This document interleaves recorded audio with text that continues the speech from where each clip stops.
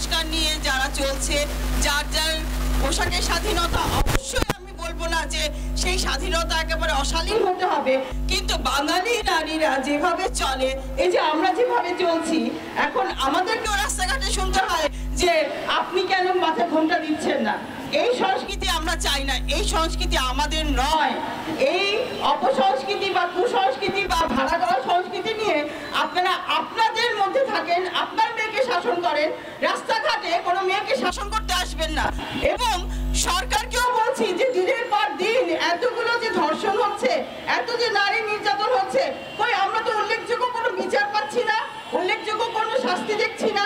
দিনের পর দিন আমরা এই যে সাফিয়া, তনু, তারপরে আরো অনেক অনেক নাম এই মুহূর্তে আমার মনে পড়ছে না, কোন ধর্ষণের কি আমরা উপযুক্ত বিচার পেয়েছি? আজকে এই বিচারহীনতার এই রাজ্যে আমরা সবাই শঙ্কিত।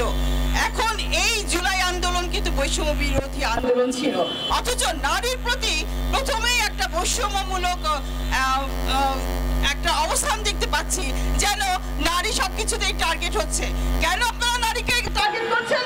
আপনাদের জুলাই আন্দোলনে যে নারীরা অগ্রগামী ছিল, তখন নারীদেরকে আপনাদের সাথে নিতে খুব ভালো লেগেছিল। নারী ছাড়া তো আপনাদের এই যুদ্ধ বা এই সংগ্রাম আপনাদের সফল হতো না।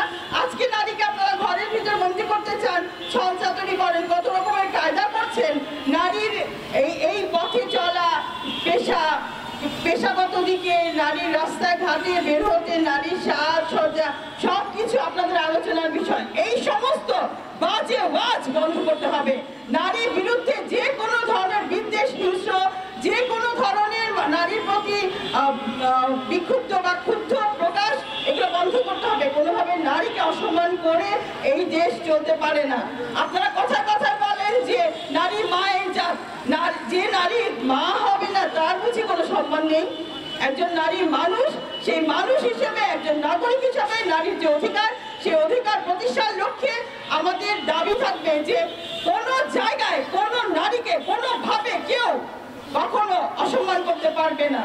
নারীকে রাস্তায় ঘাটে, বাসে, কালকে একটা দেখলাম যে বাসে একজন বয়স্ক লোক একজন নারীর গায়ে হাত দিচ্ছে। এই সংস্কার কি আমাদের কখনো আসবে না যে কেউ কখনো কারো গায়ে হাত দিতে পারে না? এই অসভ্যতা কিসের জন্য? কিভাবে একজন আরেকজনের গায়ে এইরকম অবাঞ্ছিত টাচ করতে পারে? এই সভ্যতাকে আপনারা কখনো শিখবেন না। আমি আরো বলতে চাই যে এই জায়গায় হয়তো নারীও কখনো দোষ করে থাকে, সেটা কতটুকু, সেই দু একটা প্রমাণ বা দু একটা যে কি বলবো বিচ্ছিন্ন ঘটনাকে আপনারা বলবেন যে নারীরও দোষ আছে। এগুলো বিচ্ছিন্ন ঘটনাকে নিয়ে নারীর প্রতি নির্যাতন, নারীর প্রতি অত্যাচারকে আপনারা প্রতিষ্ঠিত করতে পারবেন না যে নারীও দোষী। নারীকে একদম এক নাগরিক হিসাবে, সুনাগরিক হিসাবে এই সরকারের কাছে আমাদের অনেক প্রত্যাশা যে নারীর প্রতি আপনারা যথাযথ সম্মান এবং যথাযথ অধিকার প্রতিষ্ঠা করবেন।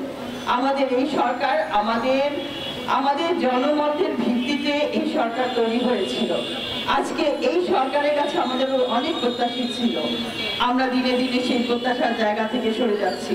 আমরা এখন ভয়ে থাকি, নারীরা এখন ভয়ে থাকি। আমরা কি ভয়ের রাজত্বে বাস করার জন্য এই সরকারের কাছে জিম্মি হয়ে থাকবো?